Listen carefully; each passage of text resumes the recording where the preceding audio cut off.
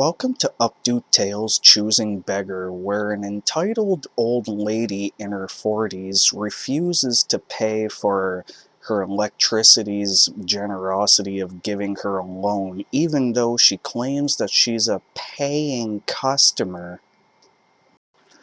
Our first story is by Vanity46. So, I'm in traveling with my girlfriend and I'm taking her to the Cheesecake Factory because she's never been. We are getting ready to get out of the car and this lady walks up and lets us know she's needing some help and she has her kids with her. For starters, there are no children anywhere around.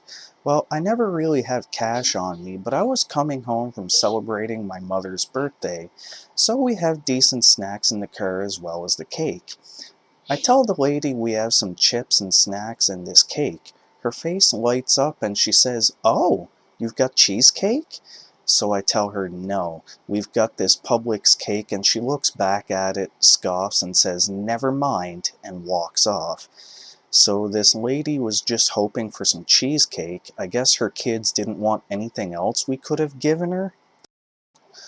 Well, OP, at least if she didn't want any cake, that means that there's more for you.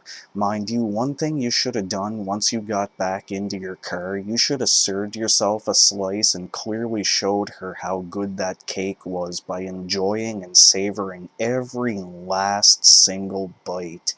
Show her what she would have missed out on. Our next story is by JFC. I work for an energy company and I get a lot of annoying requests. I currently work in the prepayment meter department.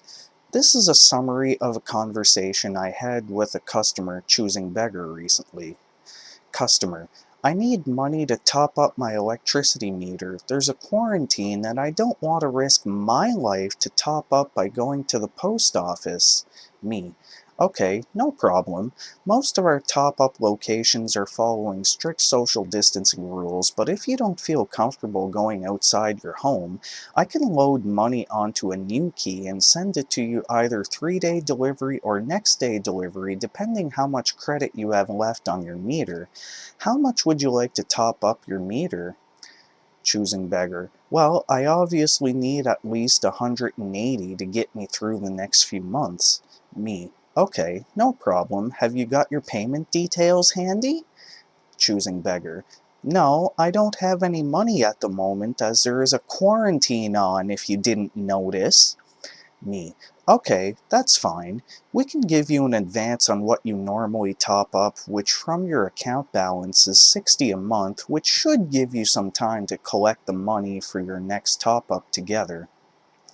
I can set the debt recovery rate as $370 a week minimum, which will be loaded onto the meter after 3 to 5 top-ups, so you won't have to start paying it back for a few months at least, as you only top up once a month. Choosing beggar: what on earth do you mean pay it back?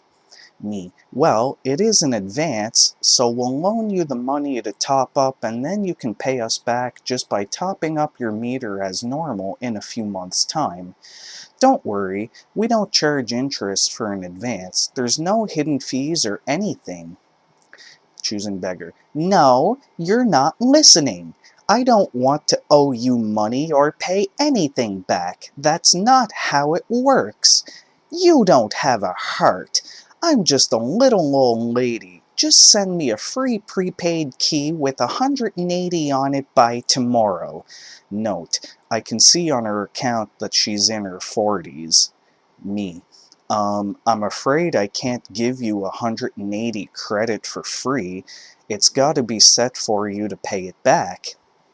Choosing beggar: excuse me, my son is a key worker at a supermarket and he needs to have peace of mind while working that his mother is taken care of.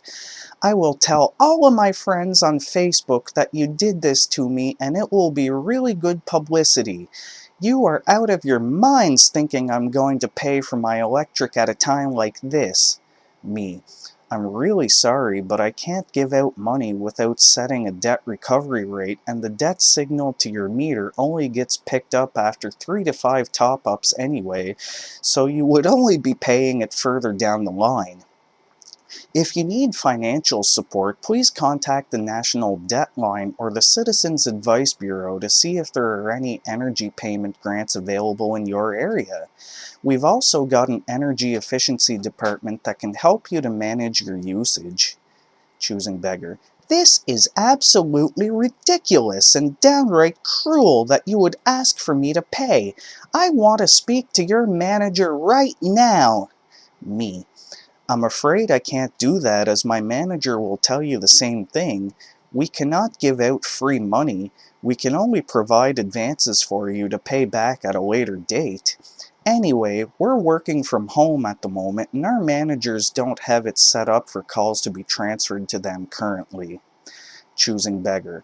I want to raise an official complaint now.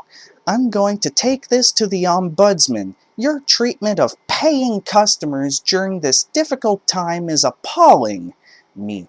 But ma'am, you just said you weren't willing to pay. Choosing beggar slams down the phone. I call my manager afterwards to explain what happened in case it came back to bite me in the ass, and she's requested the recording of the call be sent to her as she needs a good laugh, and said she'll back me up if the customer tries to take it further.